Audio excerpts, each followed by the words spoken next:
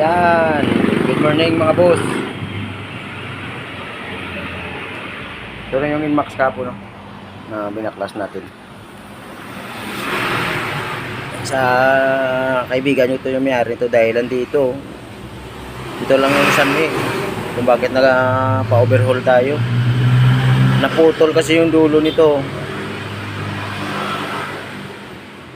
Yan o. Nung naputol siya, pumasok siya sa chain guide ng sa guide ng timing chain. Naputol niya. Pumunta doon sa head, napalo ng balbula. Ayan o. Maangat na o, mga boss. Ayan o. Pure valve yan. Ang liit lang ng makina. Ang dami pala na pag nabaklas na siya o. Ayan o. Ayan.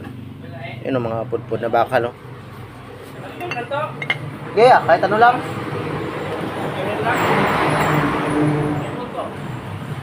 Isda lang. Ay, vlog kami. Hindi kami kumakain ng hipon.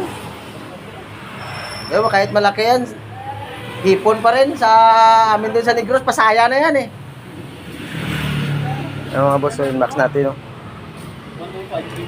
Saan yung hipon mo? Boss, oh. Hipon. Sa amin sa Negros, pasayan. Sayan. Kahit malaki, hipon pa rin. Nakpupo. Ayan na siya. Ayan o.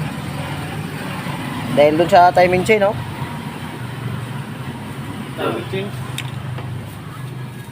Sa tensioner. Ito. Nadurog ng timing chain, no?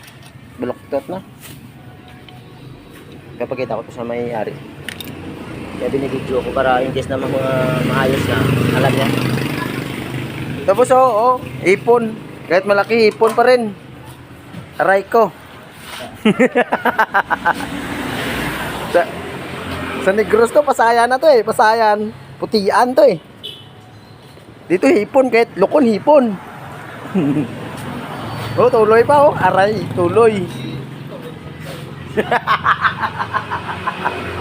Ano nga boss? Katuwanan to, katuwanan. Ayan o. Yung dito ni Busing o. Kaibigan ko mayari nito.